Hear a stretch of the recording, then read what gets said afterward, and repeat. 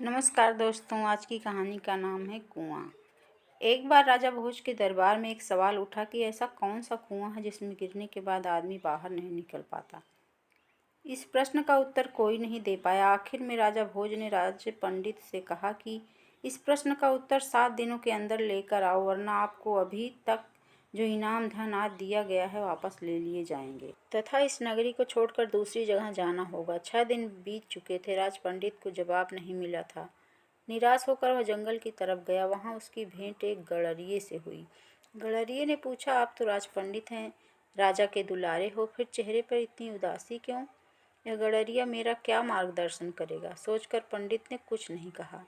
इस पर गड़रिये ने पुनः उदासी का कारण पूछते हुए कहा, पंडित जी, हम भी सत्संगी हैं, हो सकता है आपके प्रश्न का जवाब मेरे पास हो, अतः निसंकोच कहिए। राज पंडित ने प्रश्न बता दिया और कहा कि अगर कल तक प्रश्न का जवाब नहीं मिला तो राजा हमें देश से निकाल। गड़रिया बोला, मेरे पास पारस है, उससे खूब सोना बनाओ।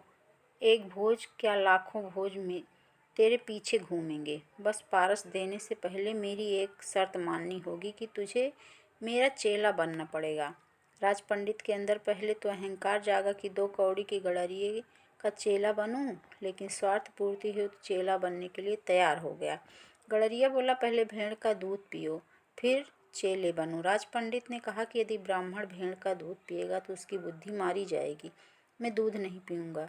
तो जाओ, मैं पारस नहीं दूंगा। गड़रिया बोला। राज पंडित बोला, ठीक है, दूध पीने को तैयार हूँ, आगे क्या करना है? गड़रिया बोला, अब तो पहले मैं दूध को जूठा करूँगा, फिर तुम्हें पीना पड़ेगा। राज पंडित ने कहा, तू तो हद करता है, ब्राह्मण को जूठा पिलाएगा? तो जाओ। गड़रिया बोला।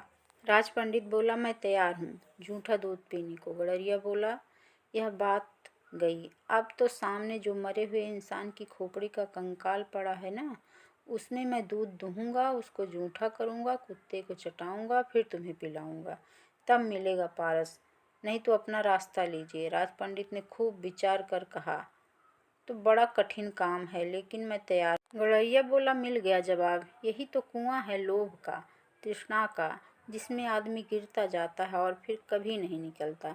जैसे कि तुम पारस को पाने के लिए इस लोभ रूपी कुएं में गिरते चले गए। हाँ तो दोस्तों, आपको यह कहानी कैसी लगी? अगर पसंद आई हो तो हमारे चैनल को सब्सक्राइब करें, लाइक करें, शेयर करें। Thank you.